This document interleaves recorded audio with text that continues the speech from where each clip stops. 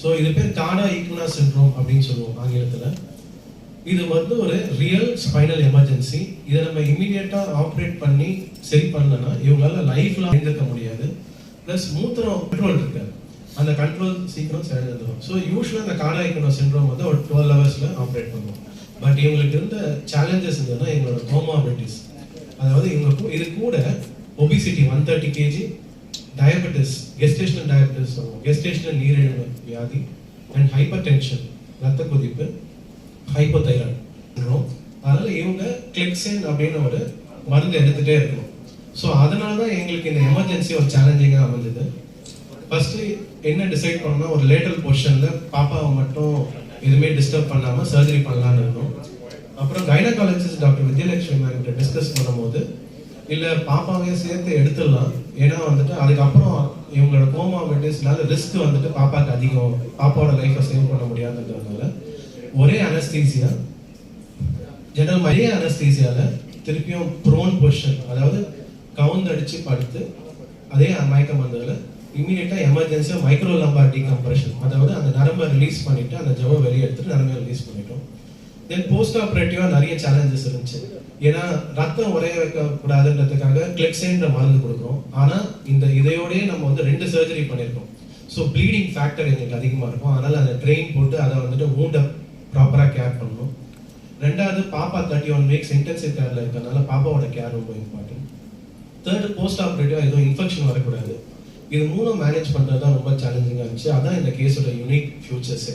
Neurological recovery, இது ரெண்டுமே ரொம்ப சேலஞ்சிங்காக இருந்துச்சு. ஸோ சர்ஜரி முடிஞ்சு மறுநாள் ஒரு 24 ஹவர்ஸ்லேயே இவங்களோட காலோட ரெக்கவரி வர ஆரம்பிச்சிருச்சு. செகண்ட் டே கொஞ்சம் நடக்கிறதுக்கு ட்ரைனிங் கொடுத்தாச்சு. அண்ட் தென் தேர்ட் டே கொஞ்சம் கொஞ்சமாக அந்த யூரினரி சிம்டம்ஸ்க்கு ரிலீவ் ஆகிறதுக்கு அவங்களுக்கு மெடிசன்ஸ் அதெல்லாம் கொடுத்துட்டு இப்போ டவுன் த லைன் 3 வீக்ஸில் நல்லா ரெக்கவர் ஆகிருக்காங்க. ஸ்பைன் சர்ஜரி முடிஞ்சதுக்கப்புறம் டெலிவரி ப்ரொலாங் பண்ணிட்டு ஒரு 37-38 வீக்ஸில் டெலிவரி பண்ணுமா அப்படின்றது தான். பட் இவங்களுக்கு இருந்த ஒரு high risk profile, obesity, uncontrolled sugars, hypertension and ஆப்லா, இதெல்லாம் சேர்ந்து இருக்கும்போது ஜென்ரலாகவே பொதுவாக எல்லாருக்கும் குழந்தை கர்ப்பப்பையில் இருக்கும்போதே குழந்தையோட இதய துடிப்பு போகிறதுக்கான வாய்ப்பு ஜென்ரலாகவே உண்டு இந்த மாதிரியான ஒரு ஹை ப்ரொஃபைல் பேஷண்ட்க்கு. ஸோ இந்த பேஷண்ட் ஒரு சர்ஜரி கோத்ரூ பண்ணிட்டு வெளில வரும்போது இந்த பேபிக்கு ஒரு பேபியோடைய கண்டிஷன் வேர்சன் ஆக சான்ஸ் அதிகமாக இருக்குன்ற ஒரே ரீசனுக்காக நாங்கள் வந்து எல்எஸ்சிஎஸ் பண்ணிட்டு அதுக்கப்புறம் ஸ்பைன் சர்ஜரி பண்ணலான்ற ஒரு முடிவு எடுத்தோம். பேபி ப்ரீடம் தான் 31 வீக்ஸ். பட் எங்கள் ஹாஸ்பிட்டலில் ஒரு நல்ல என்ஐசியூ பேக்கப் இருந்துச்சு. ஸோ பேபி வந்து நல்லாவே ரெக்கவர் ஆகிட்டு வெளில வந்துட்டாங்க. ஃபர்தராக இதை பற்றின ஜனனி அவங்கள வந்து ஆல்மோஸ்ட் நாங்கள் 13 வீக்ஸ் ஆஃப் ப்ரெக்னன்சி, அதாவது ஃபர்ஸ்ட் டைம் நான் பார்க்கும்போது 13 வாரம் ப்ரெக்னெண்ட்டாக இருந்தாங்க. எனக்கு வந்து டாக்டர் வித்யாலட்சுமி மேம் அனுப்பும் போது ஒரு பிளேட்லெட் ஒரு பார்டர் லைனில் லோவாக இருக்குது அப்படின்றது தான் அவங்களோட ஃபர்ஸ்ட் ப்ரெசன்டேஷன். ஒரு யூஸ்வல் ரொட்டீனாக பண்ணுற ஒரு கம்ப்ளீட் பிளட் கவுண்டில் பிளேட்லெட் லோவர் சைடில் இருந்தது. ஸோ நம்ம ஃபர்தராக அவங்கள இவாலுவேட் பண்ணும்போது நல்ல மார்பிட் ஒபீஸாக இருந்தாங்க. கூட வந்து ஒரு லோ பேக் ஏக் மட்டும் இருந்தது. அசோசியேட்டடாக ஒரு பிளேட்லெட்ஸ் வந்து லோவர் சைடில் இருக்குது. ஸோ இப்படி இருக்கும்போது ஒரு அண்டர்லைங் ஆட்டோ இம்யூன் டிசீஸ் ஏதாவது இருக்குமான்ற ஒரு சந்தேகம் ஏற்பட்டுச்சு. ஸோ அதுக்காக அவங்களுக்கு இந்த ஆன்டிபாஸ்போலிபிட் ஆன்டிபாடி, அதாவது ஆப்லான்னு சொல்கிறோம் இல்லையா, அந்த டெஸ்டிங்க்கு வந்து நாங்கள் சென்ட் பண்ணியிருந்தோம். ஆப்லா, ஆட்டோ இம்யூன், ஏனே ப்ரொஃபைல் அதெல்லாம் சென்ட் பண்ணும்போது அந்த ஆப்லா ப்ரொஃபைல் பாசிட்டிவாக இருந்தது. அதாவது ஏன் இவ்வளோ சிக்னிஃபிகண்ட், இதில் என்ன சேலஞ்ச் இருக்குது, ஆன்டிபாஸ்போலிபிட் பாசிட்டிவாக இருந்ததுன்னா என்ன டிஃபிகல்ட்டி அப்படின்னா, ஆசச் ப்ரெக்னன்சி இட் செல்ஃப் அதுவே வந்து ஒரு ஹைப்பர் கோயாகுலபிள் ஸ்டேட், அதாவது ரத்தம் வந்து அதிகமாக உறையக்கூடிய தன்மை உள்ள ஒரு ஸ்டேட்டு. பிகாஸ் அந்த ஹார்மோனல் சேஞ்சஸ்னால அந்த ஹைப்பர் கோயாகுலபிள் ஸ்டேட் இருக்கும். இப்போ இந்த கண்டிஷனில் அசோசியேட்டடாக இந்த ஒரு ஆன்டிபாஸ்போலிபிட் ஆன்டிபாடி இருக்கும் போது ஏர்லியாக ஃபீட்டல் லாஸ், அதாவது அபார்ஷன் ஏற்படக்கூடிய வாய்ப்புகள் அதிகமாக இருக்கும். ஸோ ரத்தம் உறையிறதுனால, அதாவது த்ராம்போசிஸ் ரத்த குழாய் அடைப்பு ஏற்படக்கூடிய ரிஸ்க் அதிகமாக இருக்கும். அதனால் பிளட் ஃப்ளோ குழந்தைக்கு அஃபெக்ட் ஆகும், பிளாசென்டல் இன்சஃபிஷியன்சின்னு சொல்லுவோம், அதெல்லாம் ஏற்படக்கூடிய வாய்ப்புகள் உண்டு அந்த ஆப்லானால. ஸோ அதனால அது முதல் கட்டமாக அந்த இயர்லி ட்ரைமஸ்டர்லேருந்தே இவங்களுக்கு அந்த ரத்தம் உறையாமல் இருக்கிறதுக்காக கிளெக்சேன், அதாவது ஹெப்பாரின் வகை ஊசி வந்து அவங்களுக்கு கிடைச்சிட்டு இருந்துச்சு. ஹெப்பாரினும் ஆஸ்பிரினும் கிடைச்சிட்டு இருந்துச்சு. இதுல என்ன சேலஞ்ச்னா இவங்களோட வெயிட் வந்து மோர் தென் 120 இருந்தது. ஸோ நம்ம அந்த ஹெப்பாரின் டோஸ் அதிகமாக கொடுத்தா ப்ளீடிங் ரிஸ்க்கும் இருக்கும், ஹெப்பாரின் டோஸ் கம்மியாக கொடுத்தா த்ராம்போசிஸ் ரிஸ்க்கும் இருக்கும். ஸோ வந்து இவங்களோட மல்டிபிள் கோமார்பிட்ஸ், அவங்களோட வெயிட்டு, அவங்களோட ப்ளீடிங் ரிஸ்க், அவங்களோட த்ராம்போசிஸ் ரிஸ்க் ரெண்டையும் பேலன்ஸ் பண்ணி தர மாதிரி இருந்தது அந்த ஹெப்பாரின் இன்ஜெக்ஷன். ஸோ அது இல்லாமல் கூட ஆஸ்பிரின் ஆன்டி பிளேட்லெட்டான அந்த ட்ரக்கும் அவங்களுக்கு கிடைச்சிட்டு இருந்துச்சு. ஸோ இது வந்து இந்த ஃபீட்டல் லாஸ் எல்லாம் வரக்கூடாது, ப்ரெக்னன்சி சக்ஸஸ்ஃபுல்லாக அவுட்கம் இருக்கணுன்றதுக்காக கண்டினியூஸாக கிடைச்சிட்டு இந்த ஃபர்ஸ்ட் ட்ரைமஸ்டர்.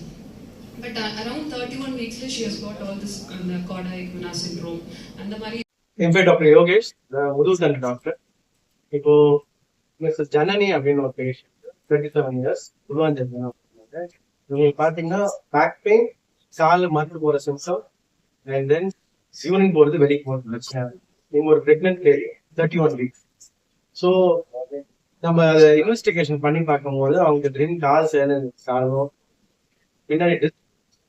ரெண்டாவது இவங்களோட எவாலுவேஷன்ல இவங்களுக்கு diabetes, hyper tension, hypothyroid, obesity 130 kg plus அது இல்லாம ஏபிஎல்ஏ சிண்ட்ரோம், அதாவது இது வந்துட்டு ஒரு ஆட்டோ இம்யூன் டிஸார்டர். ஸோ இதனால ரத்தத்தை உரைய வைக்கிறது, பிளசண்டால ப்ராப்ளம் பண்றது, பேபிக்கு அபார்ட் பண்றது, இதெல்லாம் வந்து இந்த தப்பு. இதனால இந்த பேஷண்ட் வந்துட்டு கிளெக்ஸேன்ற ஒரு மருந்துல ரொம்ப நாளா இருந்தாங்க.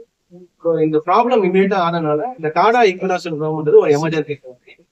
ஸோ இது ஒரு சிம்பிள் நம்ம சர்ஜரி மாதிரி பண்ணிட்டு போயிட முடியாது. ஏன்னா இதுல வந்துட்டு பிரெக்னென்ட் ஆகிறதுனால we need to involve gynaecologist, ரெண்டாவது ஹெமட்டாலஜிஸ்ட், ரத்தத்தை உரைய வைக்கிறதுக்கு அண்ட் தென் அதுக்கான மெடிசன் கொடுக்கறதுக்கு ஹெமட்டாலஜிஸ்ட், அண்ட் மயக்க மருந்து அவங்க டாக்டருக்கும் ரொம்ப சேலஞ்சிங்காக இருந்துச்சு.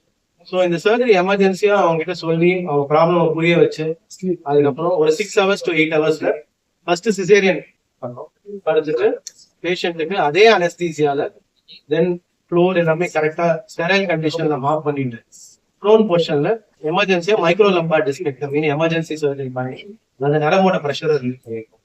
ஸோ இந்த சர்ஜரியோட சேலஞ்சிங் அப்படின்னு பாத்தீங்கன்னா மெயினா ஒபிசிட்டி தான் ஒரு முக்கியமான சேலஞ்சிங்கா இருக்கு. இது போஸ்ட் ஆபரேட்டிவா இந்த ஒபிசிட்டில இருந்து இவங்க இன்ஃபெக்ஷன்லாம் வராம இருக்கிறதுக்காக அதுக்கான ஆன்டிபயோட்டிக், அதுக்கான கன்சல்டன்ஸ் கரெக்டா ட்ரீட் பண்ணி டவுன் த லைன் செகண்ட் டேவே அவங்க கால் மறுக்கிறது கம்மியாகி நடத்துறாங்க. அண்ட் தென் தேர்ட் வீக்ல அவங்க இண்டிபெண்டா நிறைய பேருக்கு சரியாயிடும்.